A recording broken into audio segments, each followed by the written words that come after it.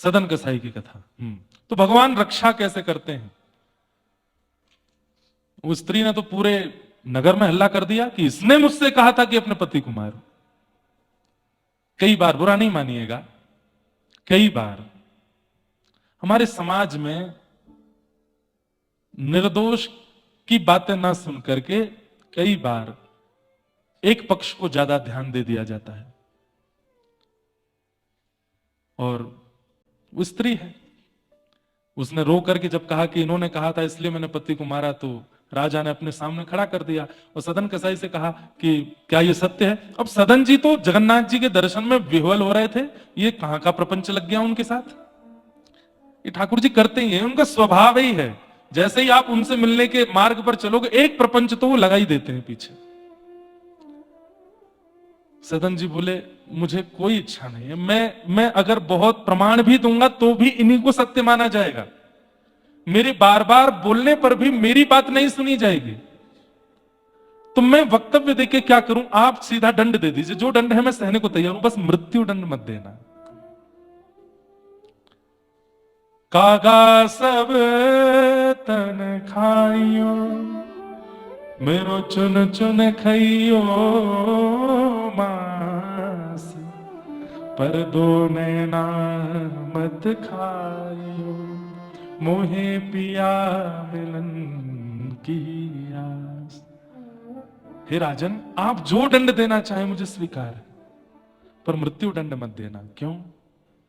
मैं महाप्रभु जगन्नाथ जी के दर्शन को निकला हूं, एक बार उनका दर्शन कर लूं, मैं दर्शन करके स्वयं आ जाऊंगा यहां पर अपने प्राणों की बलि देने के लिए, पर उससे पहले कोई और दंड दे दीजिए, पर मारिएगा मत। इतनी दीनता पूर्व बंधु, भक्त के वाणी में दीनता आ ही जाती है, और ये बनाना नहीं पड़ता, स्वभाव युक्त दीनता आ ही जाती है। राजा तो बड़े भावुक हो गए, लेकिन एक तरफ वो स्त्री खड़ी थी, दंड दीजिए दंड दीजिए, इसने मेरे पति को मरवाया, मुझे विधवा कर दिया, अब मुझे स्वीकार भी नहीं कर रहा है। तो बोले इनके दोनों हाथ काट दो, और सदन कसाई ने दोनों हाथ आगे किए, कट गए। नृत्य करने लगे सदन कसाई। राजा बोले भाई तेरे हाथ कटे, तू नृत्य कर रहा है? बोले मैंने सुना है कि मेरे प्रभु जगन्नाथ के भी हाथ नहीं है, मैंने सुना है कि मेरे नाथ के भी हाथ नहीं है, तो मैं हाथ लेके कैसे जाऊं? अब अच्छा है, जैसे मेरे नाथ वैसा ही मैं भी बिना भुजाओं के जाऊंगा। ये होती है हरि के द्वारा रक्षा।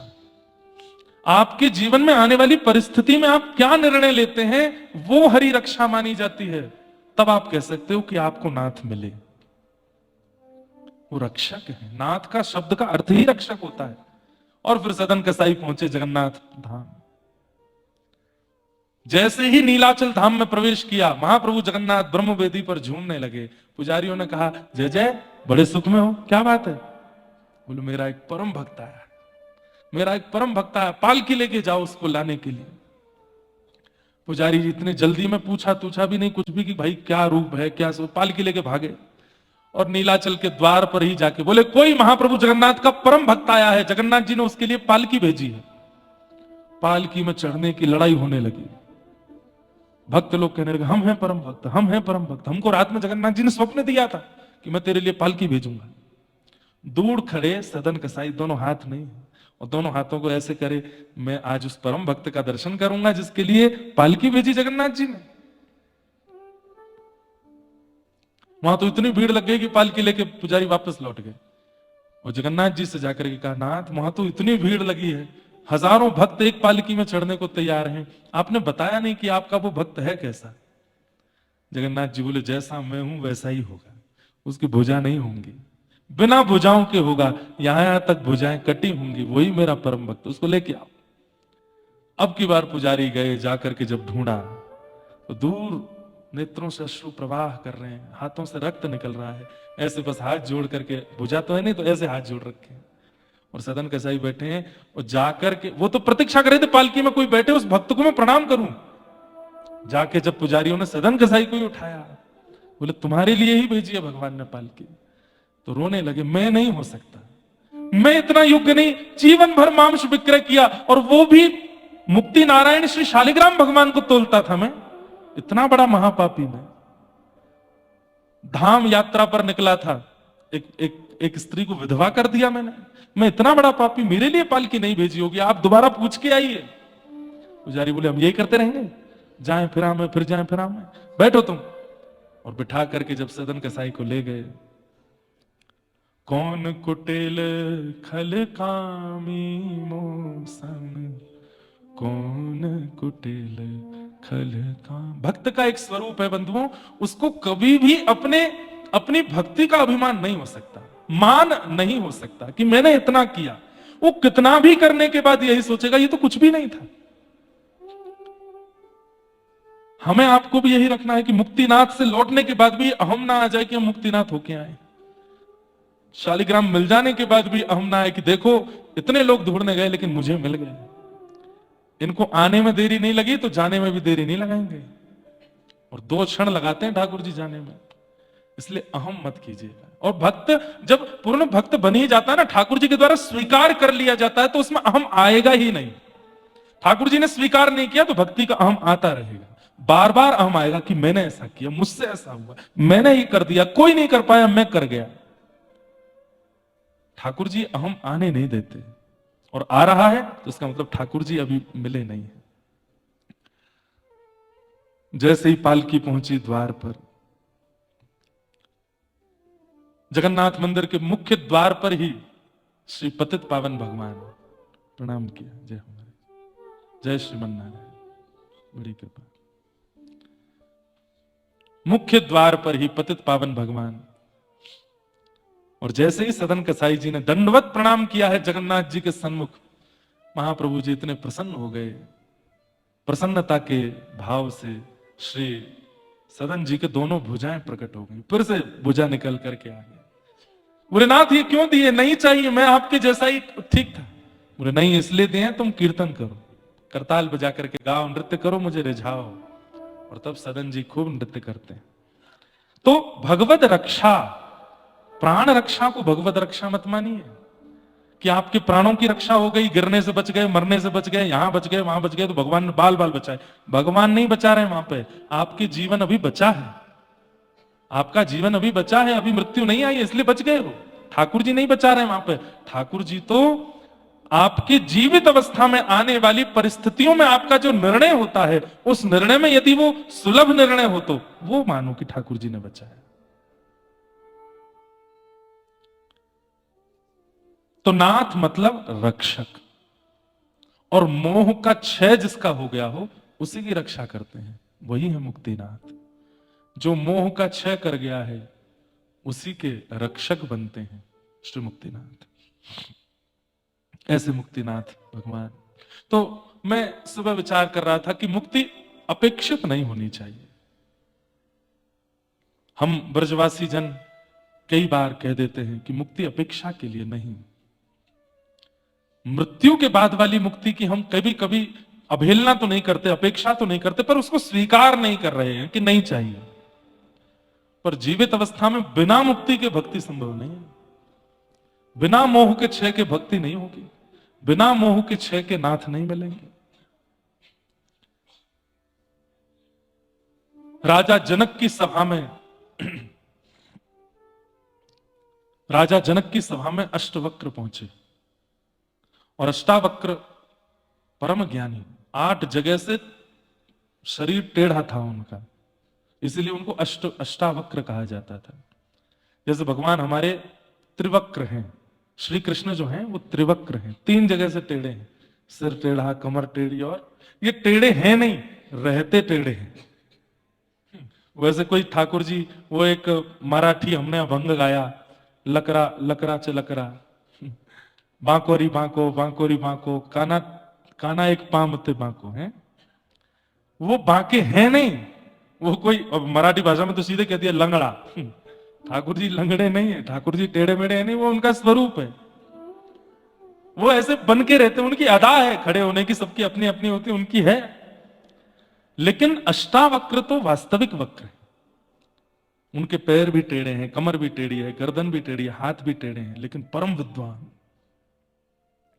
जनक जी की सभा में पहुंचे, और जैसे ही जनक सभा में पहुंचे तो सब लोग उनकी चाल पर ढाल पर थोड़े हंसने लगे। अष्टावक्र बोले, ये सभा मेरा उपहास नहीं कर रही है, मुझे बनाने वाले का उपहास कर रही है। मटका खराब है, मटका बुरा है, मटका बेकार है, मटका योग्य नहीं है, मटके को कोई बुराई नहीं है इसमें, वो तो मिट्टी का ही है। उसको बनाने वाले ने उसको ऐसा बनाया है, आप तो बनाने वाले का उपहास कर रहे हो। जनक जी महाराज चरणों में बैठ गए, बोले महाराज क्षमा कर दीजिए। बोले नहीं, मैं इस सभा में नहीं बैठूंगा। बोले भगवान क्षमा कर दीजिए, मैं सबकी ओर से आपसे क्षमा मांगता हूं, और मैं मेरे मन में एक जिज्ञासा आई है, मैं वो पूछना चाहता हूं। बोले क्या? बोले आप जैसा परम ज्ञानी व्यक्ति इतने छोटे से उपहास से इतना बुरा क्यों मान रहा है? आप जैसा परम ज्ञानी व्यक्ति इतने से उपहास को सहन नहीं कर पाया। तब अष्टावक्र कहते हैं, मेरा उपहास हो तो मैं सहन करूं, पर मुझे बनाने वाले का उपहास, मेरे नाथ का उपहास, ये मैं स्वीकार नहीं करूंगा। जनक जी ने उसी समय पूरी सभा को खाली कर दिया, अकेले बैठे हैं, अष्टावक्र को सिंहासन पर बिठाया और 3 प्रश्न किए। सबसे पहला प्रश्न, मोक्ष कैसे मिलता है?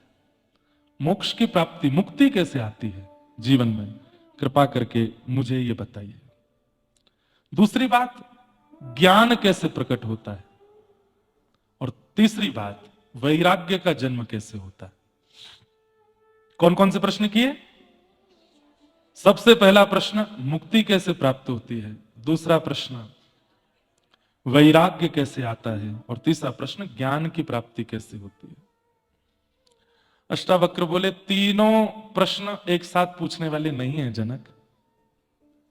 तुमने पहला प्रश्न किया, मुक्ति प्राप्त कैसे होती है। अब जब मोक्ष ही मिल गया तो मोक्ष प्राप्त करने वाला व्यक्ति ज्ञान नहीं पूछता, मोक्ष प्राप्त करने वाला व्यक्ति वैराग्य नहीं पूछता। ये 3 प्रश्न एक साथ नहीं पूछे जा सकते, एक ही पूछो। मोक्ष कैसे प्राप्त होता है, मुक्ति कैसे मिलती है? तब ज्ञानी है, ज्ञानी बहुत बड़ा प्रवचन नहीं करते, ज्ञानी अधिकतर एक भाव में उत्तर देने का प्रयास करते हैं। अष्टावक्र बोले, मुक्ति का एक ही उपाय है, समस्त विषयों का विषवत त्याग, यही मुक्ति है। ध्यान से सुनिएगा, बहुत अच्छा प्रसंग है। समस्त विषयों का विषवत त्याग। विषवत त्याग मतलब, अब नवरत्न का लड्डू बना हो, बहुत बढ़िया लड्डू, देखते ही मुंह में पानी आ जाए, वाह क्या अद्भुत है। लेकिन जैसे ही आप उसको खाने लगे, किसी ने कहा इसमें 1 बूंद जहर है, खाएंगे? नहीं खाएंगे, तुरंत त्याग देते हैं। पर हम सब ऐसे लड्डू खाते हैं, हम सबको पता है कि इन इन इन इन विषयों में महाविष भरा है, लेकिन फिर भी हम उसका सेवन करते हैं, और उसका सेवन करने के बाद फिर उससे जो होने वाली घटना, उससे होने वाली जो पीड़ा है, उसको सहन भी करते हैं। बहुत ध्यान से सुनिएगा सब लोग। समस्त विषयों का विषवत त्याग, यही मुक्ति है। राजा जनक हंसे। जनक भी सामान्य नहीं है, ये जानकी जी के पिता जनक नहीं है। जनक जो है, ये एक व्यक्ति विशेष का नाम नहीं है, एक पदवी का नाम है। उस पदवी पर जो भी राजा बैठते हैं उनको जनक ही कहते हैं, और संभवतः यह संवाद भी नेपाल का ही है, क्योंकि जनकपुर यही है। उसी जनक जी में आगे चल करके एक जनक हुए जिनकी पुत्री जानकी हुई, पर ये जनक वो नहीं है। जनक बहुत विद्वान होते थे। अरे वेद व्यास जी महाराज ने सुखदेव जी को भेजा है जनक जी के पास में कि सुखदेव जी का परीक्षण कीजिए कि ये भागवत प्रदान करने लायक है कि नहीं। जनक जी परीक्षण करते हैं श्री सुखदेव जी का। तो जनक सामान्य नहीं है। जैसे ही अष्टावक्र ने कहा समस्त विषयों का विषवत त्याग ही मुक्ति है, तो जनक जी कहते हैं, महाराज धृष्टता क्षमा करें, हाथ जोड़ के प्रार्थना करते हुए कहता हूं, सब त्यागने की ही बातें क्यों कही जाती है? हम मानव त्याग नहीं कर सकते। आप बोल के चले जाएंगे, हम सुन के हां सर हिला देंगे, लेकिन त्याग हमसे होगा नहीं। कितनी कितनी एक्चुअल बात करी है जनक जी ने कि भाई बड़े बड़े वक्ता त्याग की बात करते हैं, बड़े बड़े मंचों से त्याग की बात होती है, हजारों लाखों लोग सुन के सर हिलाते हैं, पर त्याग कोई कर नहीं पाता। हम मानवों से त्याग बनेगा नहीं नाथ, इसलिए त्याग से मुक्ति मिले ये बात तो मत ही बोलिए। साहस चाहिए अष्टावक्र के सामने इतना बोलने का भी। अष्टावक्र बोले तो, बोले हमें तो ऐसा कोई मार्ग बताइए कि हम क्या ग्रहण करें उससे मुक्ति मिले, त्याग से मुक्ति मिले हमसे नहीं हो पाएगा। ये बताइए कि हम ऐसा क्या लेवें, ऐसा क्या ग्रहण करें, या ऐसा क्या स्वीकार करें, क्योंकि हम मानवों का स्वभाव है, हम स्वीकार करने में ज्यादा निपुण हैं, त्याग में हमारी इतनी निपुणता नहीं। प्रैक्टिस हमारी ग्रहण करने की ज्यादा है, त्यागने की कम है। मित्र बना लेते हैं, संबंध बना लेते हैं, परिवार बना लेते हैं, रिश्तेदारी बना लेते हैं, लेकिन एक को भी त्यागने की बारी आती है वो नहीं होता। किसी को जीवन में लाने में हमको संकट नहीं लगता, लेकिन छोड़ने में हमको बहुत लगता है, और छोड़ भी देते हैं तो फिर जीवन भर उसके लिए रोते ही रहते हैं, क्यों कर दिया, क्यों कर दिया, ऐसा क्यों। त्याग नहीं बनता हमसे। इसलिए नाथ कलिकाल के जीव त्याग नहीं कर पाएंगे, उनके लिए तो ऐसा कोई उपाय बताइए जिसको वो ग्रहण करें और उनको मोक्ष मिले। अष्टावक्र हंस गए और कहने लगे, इसीलिए तुमको जनक बोलते हैं। बंधु, गुरुजनों से प्रश्न कैसे करना चाहिए यह भी सीखिए, और यह भी सीखे नहीं, यह भी भजन पद्धति सिखा देती है कि गुरुओं से चर्चा कैसे करनी चाहिए। अष्टावक्र कहते हैं, मैंने पहले कहा विषयों का विषवत त्याग मुक्ति देता है। विष का उल्टा क्या होता है? विष का उल्टा क्या होता है? अमृत। अब मैं तुम्हें अमृत बताता हूं कि जिसका तुम पान करो और तुम्हें मुक्ति मिले। तो पंच अमृत हैं, पंचामृत जिसे बोलते हैं। पंचामृत में क्या क्या आता है? दूध, घी, दही, शहद और शर्करा पंचामृत है। ये पंचामृत केवल ठाकुर जी के ही स्नान में प्रयोग होता है? नहीं, हम मानवों को भी पंचामृत ग्रहण करना चाहिए। वो पंचामृत तो है ही, पर स्वभाव के पंच अमृत हैं जो अष्टावक्र जनक जी को बता रहे हैं, जिससे मुक्ति मिलती है। ये मृत्यु के बाद वाली मुक्ति नहीं है, ये मुक्ति के आगे जो नाथ बैठे हैं उनको प्राप्त करने वाली ये पंच मुक्ति के अमृत हैं जो अष्टावक्र कह रहे हैं, जिसमें पहला है क्षमा। क्या? क्षमा। क्षमा पहला अमृत है। हम आप सब लोग क्षमाशील हैं, पर कई बार ऐसी परिस्थिति आती है कि हम क्षमा नहीं कर पाते व्यक्ति को। क्षमा बड़िन को चाहिए, छोटिन को उत्पात। कहा हरि को घट गयो, जो भृगु मारी है लात। क्या हरि घट गए? ठाकुर जी आ रहे हैं हवा के रूप में। क्या हरि घट गए? भृगु जी गए और जाकर के सीधे भगवान के वक्ष पर बिना किसी अपराध के प्रहार कर दिया। हमारे कोई करके तो दिखा दे। भृगु हो चाहे वशिष्ठ हो, पैर ही पकड़ ले तो चलो, कैसे मारा, केस करूंगा तुम पर। लेकिन जैसे ही मैं ये भाव याद करके मैं कितना भावुक हो गया था कि जैसे ही भृगु जी ने लात मारी, सो ठाकुर जी भृगु जी का चरण पकड़ के कहते हैं, इतने बड़े बड़े बाण, बड़े बड़े वज्र मेरे छाती पर मारे गए हैं नाथ, मैं सबको सह गया। मुझे लगता है मेरी छाती बड़ी कठोर है। आज एक ब्राह्मण ने अपने पाद का प्रहार किया, कहीं आपके चरणों में पीड़ा तो नहीं हो गई मेरे छाती पर मारने से? चरण पहुंचने लगे, सिर से लगाने लगे। अरे बड़े बड़े राक्षस वज्र मारते हैं तब भी मेरी छाती पर कोई असर नहीं होता। बड़े बड़े दैत्य बाण छोड़ते हैं, मेरी छाती पर कोई असर नहीं होता। मुझे लगता है मेरी छाती बहुत कठोर है। आज एक ब्राह्मण ने चरण मारा, कष्ट तो नहीं हुआ ना आपको? और बंधुओं, हम लोगों का स्वभाव कैसा है पता है? जीवन में एक दोष आता है, उस दोष को छुपाते हैं। और ठाकुर जी की छाती पर लात मार दिया भृगु जी ने। आज भी ठाकुर जी चरण चिन्ह यहीं रखते हैं। वृंदावन में लड्डू गोपाल निर्माण किए जाते हैं। वो लड्डू गोपाल तब तक लड्डू गोपाल ही नहीं होते जब तक यहां पर छोटा चरण चिन्ह ना बन जाए। ठाकुर जी कितने अद्भुत हैं, कितने सरल हैं, क्षमाशील। मुझे ऐसा लगता है कि नाथ को भजने वाले के अंदर कम से कम नाथ जैसे कुछ गुण तो होने चाहिए। कीड़ा कह रहा है कि मैं सबसे सुंदर को खाऊंगा तो शालिग्राम बन के आगे बोल खा ले, और तू खाएगा तभी मैं शालिग्राम बनूंगा। इतना क्षमाशील कौन हो सकता है? और चलो ये सब बातें तो ग्रंथों की हैं, पोथियों की हैं, कहानियां हैं। क्या मैं और आप इतने अधिकारी हैं कि हम ऊपर जाकर के उन नारायण का दर्शन कर सकें? वो सारे अपराध हमने किए हैं जो उनको प्रिय नहीं है, लेकिन फिर भी क्षमाशील बन करके अपने धाम में बुलाया है। आप जिस भूमि पर चल रहे हो सब शालिग्राम है, अपने ऊपर आपका भार सह रहे हैं, क्षमा कर रहे हैं, तभी तो। उनकी अगर एक बार इच्छा हो जाए कि अब मैं एक दिन के लिए क्षमा नहीं करूंगा किसी को, उस दिन नूतन प्रलय हो जाएगा। एक व्यक्ति जीवित नहीं बचेगा इस सृष्टि में। ये सृष्टि चल रही है, हम जीवित हैं केवल और केवल उनकी क्षमाशीलता के कारण।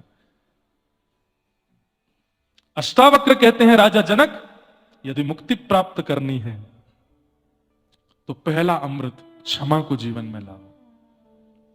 क्षमा बलिदान है, क्योंकि सामने वाले ने जो किया है, हम लोग सोचते हैं इसको तो क्षमा मिलनी ही नहीं चाहिए, इसके साथ मुझसे भी बुरा होना चाहिए जो उसने मेरे साथ किया।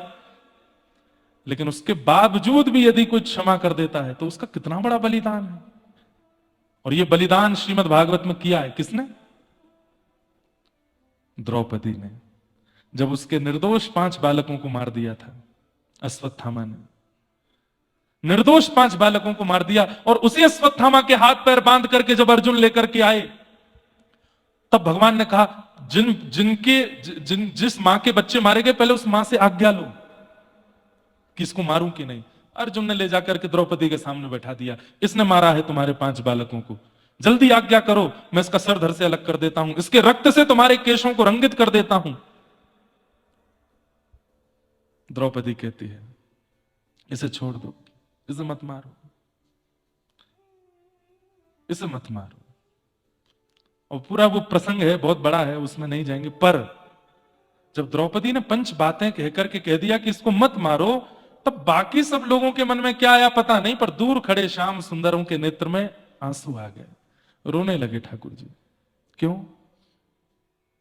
बोले, मैं क्षमा का देवता हूं, और आज तक ढूंढ रहा था कि कोई क्षमा की देवी मिले, आज पहली बार मिली है। मेरा नाम कृष्ण है, मेरी बहन द्रौपदी का नाम अब से कृष्णा होगा। और द्रौपदी को अपने नाम से अंकित किया। किस कारण से? क्षमा।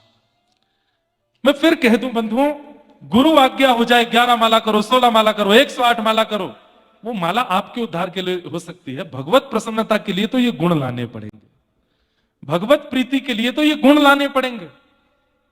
क्षमा, पहला अमृत अपने अंदर लाओ तो तुम्हें मुक्ति मिलेगी। दूसरा अमृत, सरलता। हम सरल नहीं बन पाते। सरल का मतलब क्या होता है? भोलापन, सहजता। जैसे छोटा बालक, वो सर्वप्रिय होता है, सबको अच्छा लगता है, छोटे बड़े सब उसको देख के खुश हो जाते हैं। क्यों? सरल है। शुद्धोषि मुक्तोषि निरंजनोषि संसार मायाम परिवर्जितोषि संसार मायाम परितज्य निद्रा मदालसा वाक्य उवाच बालम। छोटा बालक वो भोला होता है। छोटा सा बालक जोर से गिर जाता है तो ऐसे माथा फूल जाता है उसका, माता पिता ऐसे हाथ रख देते हैं, हाथ बहुत जोर से रोता है, लग गई लग गई। कई बार बालकों के रक्त आ जाता है, गिर गिरा जाते हैं। तो खुशी कितनी सस्ती है, 1 रुपए की टॉफी दे दो, भूल जाता है अपनी पीड़ा, भूल जाता है अपना रक्त, भूल जाता है अपना दर्द। 1 रुपए की टॉफी लेकर के डॉक्टर, वो क्या बोलते हैं उसको, स्टिचेस कर देता है। मैंने देखा है अपने छोटे छोटे भांजों को, एक के लग गई थी बहुत, इतना पूरा मुंह उसका रक्त में हो गया। उसको लेकर के गए, हम लोगों के हाथ पैर कांपे उसको देख करके, और डॉक्टर के सामने लेके गए, पूरा मुंह पोंछा, यहां पूरा कट गया था, रो रहा था। 5 रुपए की इतनी बड़ी एक चॉकलेट सी उसको दे दी हाथ में, हंसने लगा, भूल गया पीड़ा अपनी। और डॉक्टर बैठ करके उसके पूरा वो सिलाई कर दी, यहां पर कुछ नहीं हुआ। मैं कहता हूं ये बालक कितना, इसकी खुशी कितनी सस्ती है, इसकी प्रसन्नता कितनी सस्ती है। वही 25 वर्ष का आदमी दुखी हो जाए, 1 रुपए की टॉफी दे दो उसको, भाई तो खुश हो जाए, रोते नहीं दे, टॉफी को तुम्हारे मुंह पे ही मारेगा। क्यों? भोलापन निकल गया, सरलता निकल गई जीवन से, इसलिए ठाकुर जी मिलते नहीं। बंधु एक बात कहूं, मुझे कभी कभी ऐसा लगता है, जो व्यक्ति अतिश्रेष्ठ होने के बाद भी, बड़ा होने के बाद भी, योग्य होने के बाद भी अपनी बाल चेष्टा का त्याग नहीं करता, वो ठाकुर जी को प्राप्त कर सकता है। हमको ना 3 घंटे के बाद महाराज जी बन के रहना बहुत बुरा लगता है। 3 घंटा कथा के बाद हमको फिर ये लगता है कि भाई खेलो कूदो, ऊधम मचाओ, हमारे साथ आनंद करो। हाँ, जब मैं अध्ययन करता हूं तब अलग विषय है, 3-4 घंटे एकांत में, बाकी मुझे लगता है सबके संग खेलूं मैं। पर आजकल मेरे संग खेलने वाले कम, फोटो वाले ज्यादा आ जाते हैं। फोटो खींच लो, महाराज जी ने ऐसे धोती उठाई, महाराज जी ने अपना कुर्ता यूं कर लिया, महाराज जी ने अपने बाल ऐसे, वो चश्मा पहना है, वो फिर मुझे फिर मन नहीं होता है। मेरे को रहता है कि मेरे संग सखावत हो जाए तो सबके संग खेलूं, खूब आनंद करूं। सरलता दूसरा अमृत है। हम उस सरलता का त्याग कर देते हैं। बड़े होने के बाद में हमें लगता है ये तो बच्चों का काम है, हम क्यों करें। अरे नहीं, बड़े होने के बाद कभी कभी बालकों की जैसी चेष्टाएं किया करो, बालकों जैसा व्यवहार किया करो। ठाकुर जी को वो प्रिय लगता है। मैं आपको सच बता रहा हूं, ये ठाकुर जी का प्रिय गुण है कि बालकों जैसी चेष्टा बड़े होने के बाद भी रह जाती है ना। बहुत ही ज्यादा तो नहीं होनी चाहिए, बिल्कुल बालकों के जैसे ही रहते हो, नहीं। कभी कभी कभी कभी देखा कि बहुत बड़ा आदमी है, बहुत श्रेष्ठ आदमी है, और वो बड़ा सरल होकर के कुछ ऐसे बालकों जैसा कर, तो हमें उसके प्रति लगता है अरे देखो कितना अच्छा है, कितना दीन है, कितना डाउन टू अर्थ है। ठाकुर जी को नहीं लगती होगी ये बात, ठाकुर जी को भी लगती है। सरलता, भोलापन, भोंदू, भोंदू बन जाओ भोंदू। रोज अपने गुरुदेव से कथा सुनते हैं, जीव गोस्वामी पाद से, कि भांडीर वन में ठाकुर जी गैया चराने आते हैं। भोंदू के कान खड़े हो गए। भांडीर वन तो मैं 15 साल से गैया लेके जा रहा हूं, मुझे तो आज तक नहीं मिले। वो हमारी तरह श्रोता नहीं था ना। अब मैं कहता हूं सामने वाले पर्वत पर भगवान आते हैं, आप लोग सुन के चले जाओगे, तो ऐसे बोलते रहते हैं, सब शालिग्राम है, सामने वाले पे आते हैं। पर वो इतना सीरियसली सुन करके गया, भांडीर वन में भगवान गैया चराने आते हैं, 15 साल से मैं जा रहा हूं, मुझे तो मिले नहीं। आज गए और ठाकुर जी को ढूंढने की भावना से जब बैठा, 1 दिन 2 दिन 3 दिन रोज ढूंढता है, कभी इस पेड़ के पीछे, कभी कहीं, कभी जमुना जी के तट पर, कभी सघन वन में। ठाकुर जी आते तो हैं, गुरुदेव झूठ नहीं बोल सकते कथा में। ठाकुर जी भांडीर वन गैया चराने आते हैं, मुझे क्यों नहीं मिल रहे। 4 दिन बाद उसकी मन की इच्छा पहुंच गई राधा रमन लाल के चरणों में, और तभी सघन वन में सुंदर सुंदर गैयाओं के बीच में नवरंगी लाल श्री बालकृष्ण प्रभु वेणुनाद करते हुए गैया चराते हुए आ रहे हैं। और जैसे ही देखते हैं, देखते ही भोंदू के नेत्र सजल हो गए, मिल गए। गुरुदेव ने जो बताए थे वही है। ठाकुर जी आ गए सन्मुख, पहली बार देखा है भगवान को। भोंदू है, नहीं जानता कि चरण छूने चाहिए, बैठा है बस चुपचाप। ठाकुर जी आके बोले, अरे प्रणाम ना करेगा आपको। अच्छा हाँ, गुरुदेव कहते तो हैं प्रणाम करना चाहिए, कैसे करूं, या चरणन में सिर झुकाए दे अपने। भोंदू ने प्रणाम किया। ठाकुर जी बोले, कहा नाम है तेरो। मेरो नाम भोंदू है। जैसे ही सुनी भोंदू, ठाकुर जी तो जोर से हंसे, लेट गए पृथ्वी पर हंसते हंसते। वो दोबारा बोलियो कहा नाम है। बोले मेरो नाम भोंदू। एक बार और बोल दे, तेरी मैया ने तेरा नाम भोंदू रखो। बोला हाँ भोंदू। तेरी पिताजी, तेरी बहन सब तुमको भोंदू बुला मैं। बोला हाँ। और तो ठाकुर जी और जोर जोर से हंसे। बोले भाई तू मेरा मित्र बन जा, तू कितना बढ़िया है, तू भोंदू है। कितना सरल है वो। और यही दूसरा अमृत है भगवत प्राप्ति का। सरल बन जाओ, सामान्य भाषा में भोंदू बन जाओ। अपनी रोटियां खोल लेता है, एक रोटी ठाकुर जी को देता है, एक रोटी अपने सामने, उसमें मिर्च का अचार और गुड़ ले करके जय जय पाओ। ठाकुर जी जल्दी जल्दी अपनी रोटी पा गए। भोंदू खाने ही वाला था। बोले लामो को दे दे, भूख लग रही बहुत जोर से। भोंदू बोला, मैया आपको खिलाती नहीं, भूखे रहते हो, अब तो दे दे जल्दी। और ठाकुर जी छीन करके खा गए। भोंदू बोला, अब मैं तो भूखा ही रहेगा, अब हम आप सब लोग होते तो हम ऐसा कहते ना, ये भी ले लो, ये भी। ठाकुर जी, अरे आप मिल गए, भूख की क्या, हम लोग बनावटी बहुत है, इतनी बनावटी बातें आती हैं हम लोगों को, भोंदू को नहीं आती। ठाकुर जी से कह रहा, मैं तो भूखो ही रहेगा, सबरी खा गए। मैया ते रोटी बंधवा के लाए करो कल ते, मैं नहीं लाऊंगा, तू लेके आइयो मेरे काजे। 2 रोटी अपने काजे, 2 रोटी मेरे काजे। ठीक है। अगले दिन 4 रोटी लेके जाने लगा।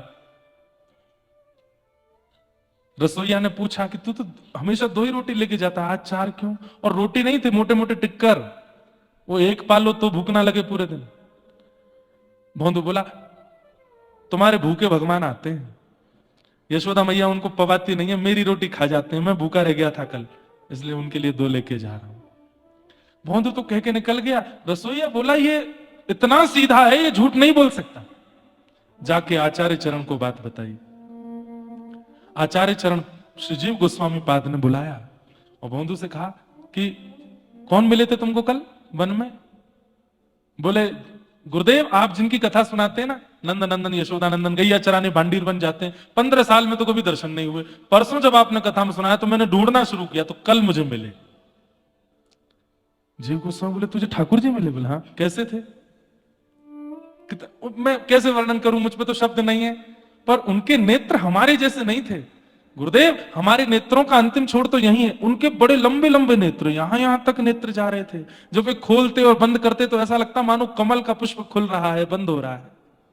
जब वे बोलते थे ना तो उनके मुखमंडल में जो दंतावली है वो इतनी सुंदर थी, मैंने ऐसे दंतावली नहीं देखी। ओष्ठ ऐसा लगता था मानो जैसे धनुष बाण है, और जब जब वे बोलते हैं तो मानो जैसे कोई वीर राजा, परम सुंदर राजा अपने धनुष के तस्कर पर बाण लेकर के छोड़ रहा हो, सामने वाला घायल हो जाता है। उनके तन से गुरुजी बड़ी अच्छी सुगंधी आ रही थी, जैसे कोई महंगा वाला इत्र लगा के आए हों। और बोले वो जहां जहां चल रहे थे, बैठ रहे थे, वहां की भूमि अपने आप कोमल, सुगंधित और शीतल होती जा रही थी। गुरुदेव समझ गए कि परमात्मा मिल गए इसको। और ये भोंदू है, कुछ नहीं जानता, ये कुछ भी नहीं जानता, ये वर्णन कर रहा है, इसका मतलब ठाकुर जी मिल गए। जीव गोस्वामी बोले भोंदू तू उनको लेके आएगा अपने साथ? बोले कहां? आश्रम में? बोले हाँ। उनको अपने संग ले आएगा? अरे गुरुदेव ये सेवा तो आप और भी विद्यार्थियों को दे सकते हैं, मैं तो ग्वारिया हूं, गैया चराता हूं, गोबर थापता हूं। नहीं, तू ही लेकर के आ। उसको ये लग रहा था कि ठाकुर जी सबको मिलते ही रहते हैं, मैं ही दुर्भाग्यशाली हूं जो मुझे 15 साल बाद मिले। इतना भोला। गया वन में, बड़ा खुश किया, आज पहली बार आचार्य ने मुझे आज्ञा दी है, भगवान को लेके आओ। वन में गया, ठाकुर जी आए, ठाकुर जी के आगे 2 रोटी, ये तुम्हारी हैं और जो मेरी है, मेरी मत खाइयो, खाओ। अच्छा जय जय एक बात बताओ। बोले क्या? रोटी खा करके फिर आप एक कृपा करोगे? बोले कहा मेरे गुरुदेव ने मुझको पहली बार जीवन में आज्ञा दी है, आपको लेके आश्रम जानो है, चलोगे? ठाकुर जी बोले देख तू मेरो मित्र है, तू मेरो सखा है, तो मिलूंगो जुलूंगो, बात करूंगो, खाऊंगो पीऊंगो, आनंद करूंगो, हंसी मजाक करूंगो, चलो जाऊंगो, तेरे अलावा कोई सो नहीं मिलूंगा। अरे वो मेरे गुरुदेव हैं, उनकी कृपा से ही तो हम दोनों मिले हैं, उनसे तो मिल लीजिए। ठाकुर जी बोले बिल्कुल नहीं मिलेंगे। वो नहीं मिलोगे? वो नहीं मिलूंगा। बिल्कुल नहीं मिलोगे? बोलो बिल्कुल नहीं मिलूंगा। ठीक है, तो मेरे गुरुदेव से नहीं मिलोगे तो फिर मोते भी नहीं मिलना है, कल से आप गैया चरावे कहीं और जाओ, यहां नहीं आओगे। ठाकुर जी मैं क्यों जाऊं, मैं तो यहीं आऊंगा। बोले 15 साल से तो दिखे नहीं यहाँ पे, तो यहाँ को मतलब ये जगह मेरी है, यहां मैं ही गैया चराऊंगा, तुम कहीं और जाओ, और कल से अगर तुम्हारी गैया यहां दिख गई तो उन गैया को मैं गौशाला, अपनी गौशाला में ले जाऊंगा, जाओ। मेरे गुरुदेव को नहीं तो मेरो भी नहीं। और सुनो ये रोटी दो, ठाकुर जी के हाथ से छीन ली, ये भी गुरु जी के घर की है। कितना सरल है बंधु, ये आप अब चाहोगे ना कि मैं बन जाऊं, नहीं बन पाओगे। ये तो सत्संग और नाम की ही कृपा होगी कि सरलता आ जाए। आप चाह करके जानबूझ के करना चाहोगे तो एक्टिंग बन जाएगा, सरलता नहीं। सरलता तो स्वभाव में आनी चाहिए। और भोंदू ने छीन ली रोटी, बोले अब नहीं मिलूंगा आपसे, और सब अपनी गैयाओं को घेर करके जाने लगा। ठाकुर जी बोले देख ले भोंदू, मोते मित्रता करवे के काजे ब्रह्मादि देवता तरस रहे हैं, और तू मुझको छोड़ के जा रहा है। भोंदू बोला ए ब्रह्मादि देवता कर लो याते मित्रता, मैं तो ना करूं, जो मेरे गुरु को नहीं वो मेरो नहीं। ब्रह्मादि देवता नहीं गुरु अपनो मित्र बनाओ, मैं तुम्हारा मित्र नहीं। जैसे थोड़ा दूर गया ठाकुर जी व्याकुल हो गए, बोले ये ज्ञानी नहीं है, ये भोंदू है, ये चला ही जाएगा और मिलेगा ही नहीं मुझसे जीवन में। दौड़ करके ठाकुर जी गए और जाकर के उसके कंधे, क्या समझ में आई बात? आप जानकार हो तो ठाकुर जी आपको छोड़ सकते, ये दोबारा योजना बना के प्राप्त कर लेगा। परंतु आप यदि बालक हो, आप भोंदू हो, तो ठाकुर जी जानते हैं कि भाई ये दोबारा नहीं आएगा, मुझे ही जाना पड़ेगा इसके पास। दौड़ करके ठाकुर जी गए और भोंदू के कंधा पे लद गए, ऐसे पीछे से चढ़ गए बोले सुन, ले चल अपने गुरुदेव के पास, देखूं कैसो गुरु तेरो। आप चलेंगे मेरे को? हाँ हाँ मैं चलूंगा। और भोंदू ऐसे उठा करके अपने कंधे पे लेकर के पहुंच गया। गाय आ गई आश्रम में। आचार्य चरण बोले भोंदू आया? बोले आ रहा है। बाहर जाकर के देखा तो गायों के समूह के बीच में भोंदू, और भोंदू के कंधे पर लदे हुए मोर पुच्छ धारण किए हुए, आहा कमल जैसे नेत्र श्याम वर्ण के श्री ठाकुर जी, दिव्य तेज प्रकट हो रहा है। देख करके आचार्य तो मूर्छित हो गए। जब होश में आए तो होश में आते ही भोंदू को प्रणाम किया। बोले घर छोड़ा, परिवार छोड़ा, अध्ययन किया, सालों साल गुरुदेव के चरणों में रह करके ज्ञान अर्जन किया, कोई पुराण नहीं छोड़ा पढ़ने के लिए, लेकिन आज तक कभी भगवत दर्शन नहीं हुआ। और तू कितना भोला, गैयाओं का गोबर थापता है, गैया चराने जाता है, अपने भोलेपन से आज ठाकुर जी को मेरे आश्रम में ले आया।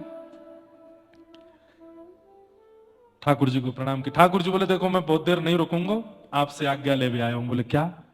इस भोंदू को हम अपने धाम ले जाएं? आचार्य बोले मैं कैसे रोक सकता हूं। बस इतना कहते ही भोंदू के कंधे पर हाथ धर के ठाकुर जी अपने गोलोक धाम में उसको लेके चले गए। इतने रीझ गए उससे, किस लिए? केवल उसके भोलेपन पर। यह दूसरा अमृत है मुक्ति का, सरलता। इस सरलता का त्याग मत करो, यही नाथ की प्राप्ति कराएगा। ये मुक्ति के पंच अमृत हैं। पहला क्षमा, दूसरा सरलता, और तीसरा दया। दया, सबके प्रति दया रखो, चाहे वृक्ष हो, चाहे मानव हो, चाहे योग्य हो, चाहे अयोग्य हो, सबके प्रति दया की भावना रखो। दया का मतलब क्या होता है बंधुओं? दया का मतलब क्या होता है? सबके मंगल की इच्छा रखना, यही दया है। केवल मुझे मिले, मेरों को मिले, ऐसा नहीं, सबको मिले, ये दया है। किसी को शालिग्राम जी मिल जाए तो उनको लेते के ना, हे शालिग्राम जी औरों को भी मिल जाओ, सबको मिल जाओ, जितने आए हैं भक्ति पथिक सबको मिल जाइए, यही दया है। तीसरा, चौथा संतोष, संतुष्टि। जो मिला है उसमें संतुष्ट रहो, जो प्राप्त है वही पर्याप्त है। ये संतुष्टि चौथा अमृत है। और पांचवा और अंतिम अमृत सत्य। सत्य के मार्ग का अनुगमन करो। अष्टावक्र अपनी गीता में ये पंच अमृत बताते हैं। त्याग नहीं कर सकते तो ग्रहण करो इन पंच अमृतों को। यदि मुक्ति के पीछे खड़े नाथ को प्राप्त करना चाहते हो तो ये पंच अमृत आपके जीवन में होने चाहिए। बोलो मुक्ति नारायण भगवान की जय। ठाकुर जी व्रज लीला करते हुए आज जैसे ही नंद भवन पहुंचे, यशोदा मैया 56 भोग बनाए रही है। इतने में ही ठाकुर जी प्रवेश कर गए। मैया बोली लाला दूर दूर दूर दूर, भीतर मत आइयो। ठाकुर जी चौ मैया का है गो, जय जय के काजे भोग बननो है। अरे तो मैया तू तो ऐसे भगा रही है मुंह को जैसे मैं नहाऊं धोऊं नाऊं का। मैया बोले हम बे सब पता हो, मुंह धो के चलो जाए सुबह सुबह, नहावे नहाए, जय जय के काज भोग बननो, बाहर जा। ठाकुर जी सबसे बड़ो जय जय मैं हूं। मैया मोते बड़ो जय जय कौन सा आ गया दुनिया में। मैया तू माने ना है, तू मेरो ही भोग लगाए कर, तू मेरी अर्चना कर ले कर, चल चल बात मत बना, बाहर जा जाते मुंह को भोग बना दे। और पिताजी से जाके पूछ कौन के काजे भोग बनना है। जैसे ही जाके ठाकुर जी ने नंद बाबा से पूछी, नंद बाबा कहते हैं लाला परजन्यो भगवान इंद्र, भगवान इंद्र हम सब ग्वारियाओं के ब्रजवासियों के राजा हैं, वही हमारे इष्ट हैं। उनको प्रसन्न करने के लिए हम हर वर्ष इंद्र पूजा करते हैं और उससे भी प्रसन्न होकर के अतिवृष्टि अनावृष्टि ओलावृष्टि से हमारे खेत इन सब की रक्षा करते। ठाकुर जी बोले अच्छा तो फिर सूर्य की पूजा भी करो, क्यों सूर्य की कृपा के बिना तो फसल नहीं चलेगी। चंद्र की भी पूजा करो, वायु की भी पूजा करो। और पिताजी ऐसे करते करते तो 33 कोटि देवता हैं, सबन की पूजा करो, जीवन कर जाएगा पूजा करवे में, कर्म कब करोगे। कितनी लॉजिकल बात यहां पर भगवान कृष्ण कहते हैं। कर्मणा जायते जंतु कर्मणैव विलीयते, सुखम दुखम भयम क्षेमम कर्मणैवाभिपद्यते।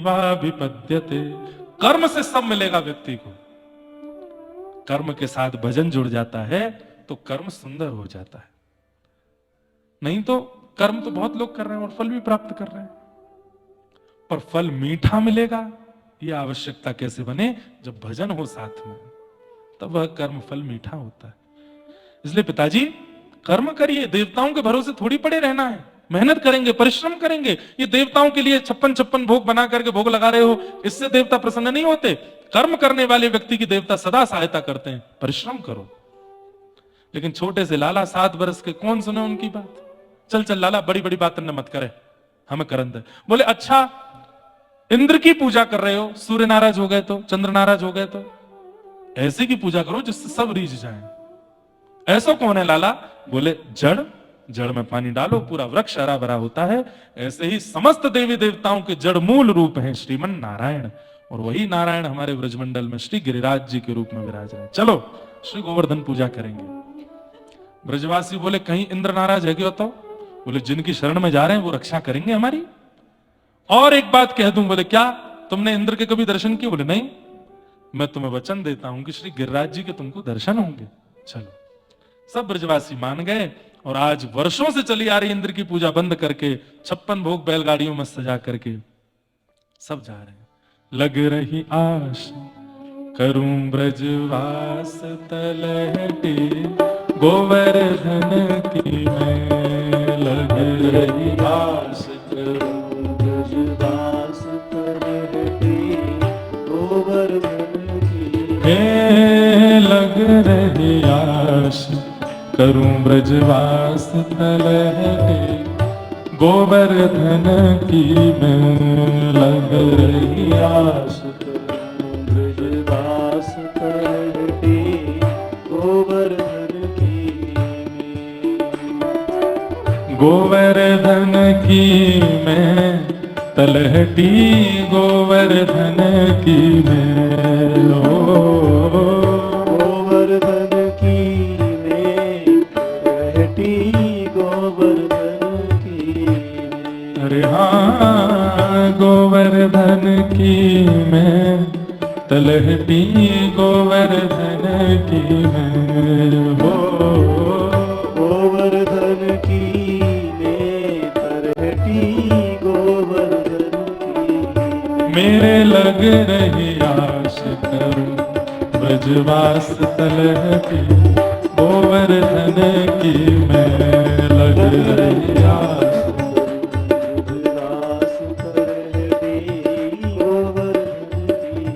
ओ मेरे लग रही आस करूं ब्रजवास तलहटी गोवर्धन की मैं, ओ लग रही आस ब्रजवास तलहटी गोवर्धन की।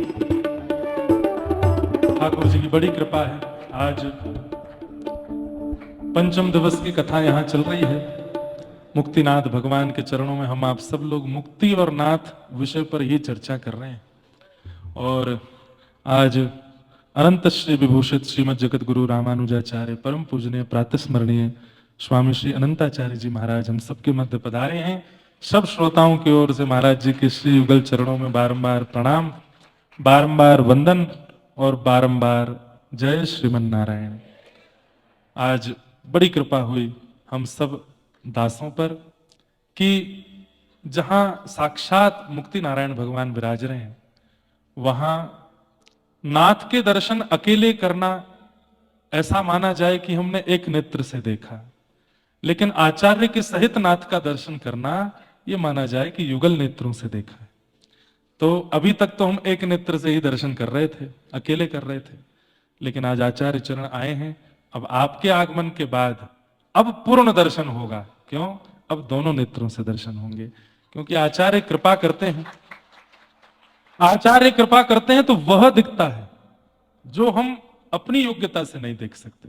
इसलिए मैं कभी कभी निवेदन करता हूं कि किसी भी धाम में, किसी भी तीर्थ में, किसी भी भगवत स्थानों पर अकेले दर्शन करने मत जाओ, आचार्य सन्निधि में दर्शन करने जाओ, क्योंकि ठाकुर जी आपको नहीं जानते, आचार्य को जानते।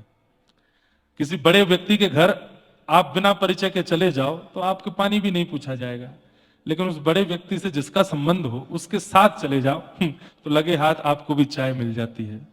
तो ऐसे ही हम आप सब लोगों को कहां जाने ठाकुर जी, इतने व्यापक विस्तृत संसार में जहां अरबों खरबों जीवात्माएं हैं, जहां पर जलचर थलचर वायुचर सब हैं, ठाकुर जी को कहां पता होगा कि हम कौन हैं। लेकिन आचार्यों को ठाकुर जी जानते हैं, आचार्यों को ठाकुर जी जानते हैं। और जब उन आचार्यों के सहित हम ठाकुर जी के सन्मुख जाते हैं तो देख तो ठाकुर जी आचार्य को रहे होते हैं, लेकिन संग में आने वालों पर भी दृष्टि पड़ जाती है, अच्छा ये भी है, ये अच्छा आप सब आए हैं, सबके लिए लाओ चाय पानी नाश्ता लाओ भाई तो इसलिए आचार्य सन्निधि में भगवत दर्शन करना चाहिए। तो अभी तक तो हम कोरे दर्शन कर रहे थे, ठाकुर जी बोले हाँ भाई आए, बहुत लोग आ रहे हैं जाओ, लेकिन अब आचार्य करके आ गए हैं दर्शन, अब हम जाएंगे तो नाथ कृपा करेंगे। तो बड़ी कृपा है कि आज महाराज जी का आगमन यहाँ पर हुआ।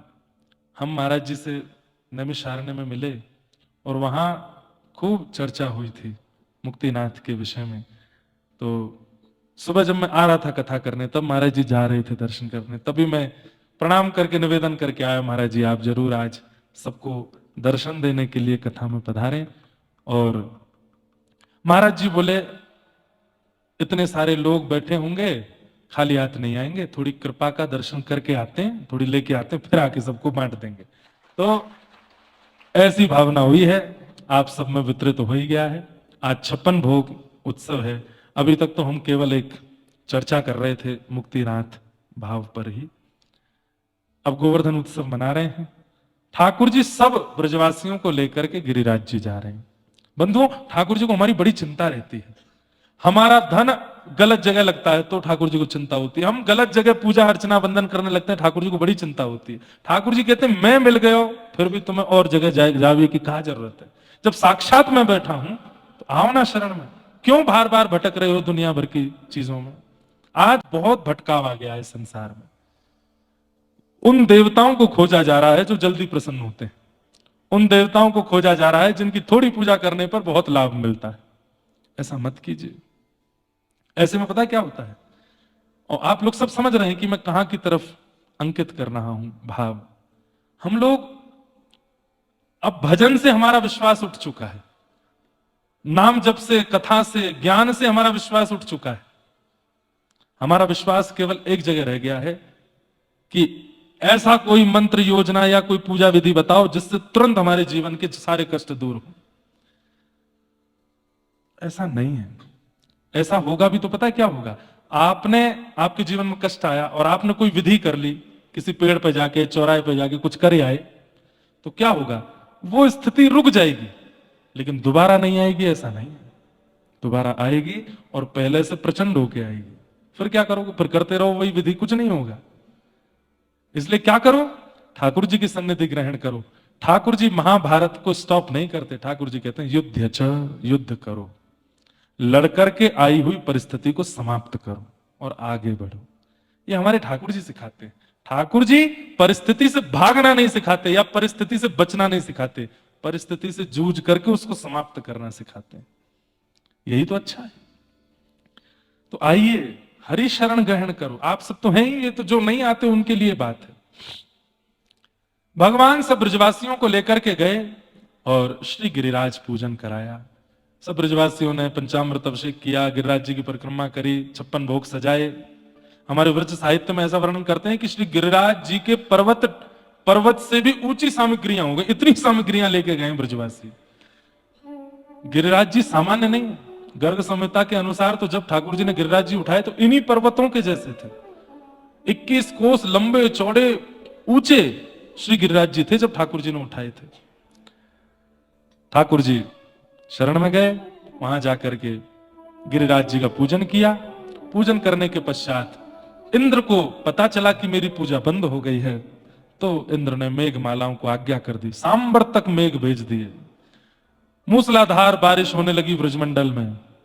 सब ब्रजवासियों का विश्वास डगमगा गया। ठाकुर जी बोले अविश्वास अच्छा नहीं, जिनकी शरण में आए उन पर भरोसा करो। और चरणों में प्रणाम जैसे ही सब ब्रजवासियों ने किया, गिरिराज जी से प्रार्थना करने लगे, नाथ हमारी रक्षा करो, इतने में ही 7 वर्ष के लाला गए और पर्वत को प्रणाम करके जैसे ही दोनों भुजाओं से अधर किया, देखते देखते नन्हे से बाल कृष्ण प्रभु और विशाल पर्वत को एक तरफ से अधर कर दिया। सब ब्रजवासी देख रहे हैं, चकित हो रहे हैं। ठाकुर जी भीतर पर्वत में प्रवेश कर गए, मूल में जाकर के दोनों भुजाओं से पर्वत ऊपर करके अपने बाम हस्त की कन्नी उंगली के नख पर धारण कर लिया। बोलो गिरवरधारी गोपाल की। 7 कोस लंबे चौड़े ऊंचे गिरिराज पर्वत को, ये जो पर्वत दिख रहे हैं इतने ही बड़े पर्वत उठाए थे। अब तो गिरिराज जी तिल भर रोज पृथ्वी में जा रहे हैं, द्वापर से अब तक अब बहुत बड़ा दर्शन नहीं होता। तब ठाकुर जी ने इतने बड़े पर्वत उठाए थे, सब ब्रजवासी देखते रह गए। हमारे यहाँ गिरिराज जी, अब मैं कल करूंगा इस बात का वर्णन, समय तो हो गया है। गिरिराज जी के स्वरूप का गर्ग संहिता में कैसा वर्णन है कल सुनाऊंगा। कैसी गुफाएं हैं, कैसे झरने हैं, कहां ठाकुर जी क्या लीला करते, कौन कौन सी लीलाएं गिरिराज पर्वत पर ठाकुर जी ने की। वेणु गीत में उसका वर्णन थोड़ा सा आता है। श्री राम कृष्ण चरण स्पर्श प्रमोद। गोपियां कहती हैं, अरे ये गिरिराज जी पर कोई वृक्ष नहीं है, ये गिरिराज जी पर पेड़ पौधे नहीं है। बोले श्री कृष्ण के चरण स्पर्श से गिरिराज के रोंगटे खड़े हो गए हैं। ये रोंगटे हैं, वो इतने आनंद में आ गए हैं कि वही वृक्ष वल्लरी बन करके खड़े हुए। बहुत सुंदर है गिरिराज जी का वर्णन। ऐसे गिरिराज जी को ठाकुर जी ने बाम हस्त की कन्नी उंगली के नख पर धारण किया। एक छोटी सी कथा सुना के आज का विषय विश्राम करूं। अभी मैं पिताजी की कथा में गया था कोटा, वहां मैंने ये भाव सुनाया था। हनुमान का अर्थ क्या है? जो मान का, सम्मान का, अभिमान का हनन करते हैं उनको हनुमान कहते हैं। लेकिन अगर कोई हनुमान जी को ही मान देने लग जाए तो हनुमान जी को बिल्कुल प्रिय नहीं लगता। वो मान से बचते हैं, मान के, दूसरों के मान का हनन करते हैं, स्वयं मान कैसे स्वीकार करें? हनुमान जी को मान प्रिय नहीं। तो समय समय पर रामलीला में हनुमान जी को बहुत मान मिल रहा था। सीता सुध लेकर के आए तो सब बानर जय जयकार करने लगे। हनुमान जी बोले मुझे प्रिय नहीं है, मत करो। लेकिन नहीं मानते। स्थिति आई जब लक्ष्मण जी को शक्ति लगी और कहा कि महाराज संजीवनी बूटी हिमालय से लेके आओ। तो हनुमान जी गए, संजीवनी ढूंढने के चक्कर में पूरा पर्वत ही उठा ले गए और लेकर के जैसी लंका पहुंचे, लंका में जाके पर्वत विराजमान किया। वैद्यों ने कहा वाह भैया तुम तो पूरा पर्वत ही उठा लाए। संजीवनी लेकर के लक्ष्मण जी को आनंदित किया, जीवित किया। उसके बाद अब हनुमान जी जहां से भी निकलते हैं सब बानर कहते हैं जय हो गिरधारी, जय हो गिरधारी। गिरी मतलब पर्वत, उसको जो धारण करे वो गिरधारी। बोलो गिरधारी हनुमान जी महाराज की। हनुमान जी ऐसे कान पकड़े, बोले मत बोलो भैया, मुझे मान प्रिय नहीं।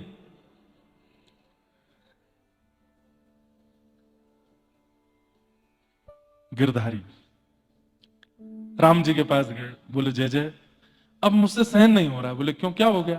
बोले सब गिरधारी गिरधारी बोलने लगे हमको। ये मान का हनन करने वाला हनुमान मान क्यों प्राप्त कर रहा है? बोले अब इसका तो एक ही उपाय है। बोले क्या?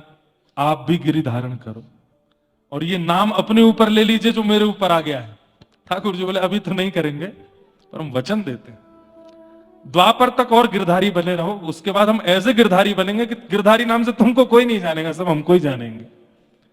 तो आज ये नख पर धारण करना, अरे ठाकुर जी भ्रगुटी टेढ़ी कर दें, इंद्र की मजाल की एक बूंद नीचे गिर दे। लेकिन जैसी वर्षा हुई और सामने गिरिराज जी को देखा, ठाकुर जी को याद आया ओहो हनुमान जी। और वो हनुमान जी पूछरी के लौठा बने हुए हैं ब्रज में, वही जाके थोड़ा नोच रहे हैं। वो गिरधारी वाला नाम ले लीजिए ना हमारे ऊपर से। ठाकुर जी करते हैं, बोले ऐसे धारण करना कि मैंने तो भुजा पे धारण किया, आप ऐसे धारण करना कि आपका ही नाम गिरधारी पड़ जाए। बोले देखो 7 बरस के ठाकुर जी ने दोनों भुजाओं से गिरिराज जी उठा के, और जैसे ही अपने बाम हस्त की, बाम हस्त में सीधे हाथ से कम पावर होती है। आप सीधे हाथ से कुछ चीज खींचो उठाओ सहज होगा, उल्टे हाथ से नहीं होता क्योंकि ये यूजफुल नहीं है।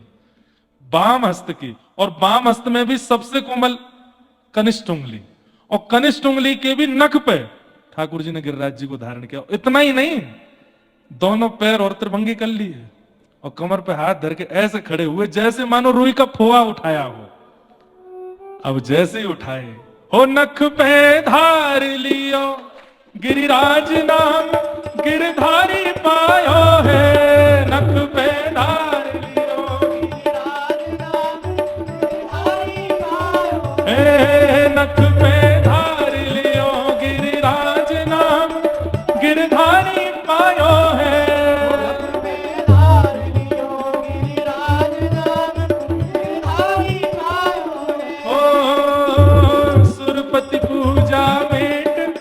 कृष्ण गिरिराज पुजायो है हो।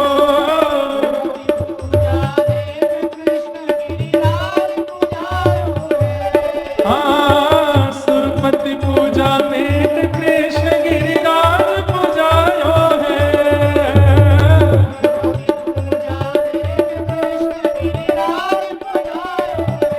अरे हाँ ब्रजवासी सब कहें कृष्ण गिरिराज उठायो है हो।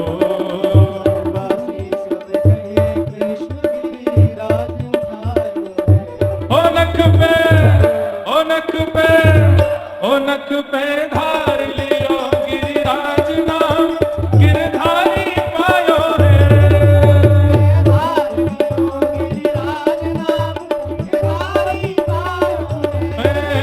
गिरिराज धरण प्रभु तुम्हारी शरण।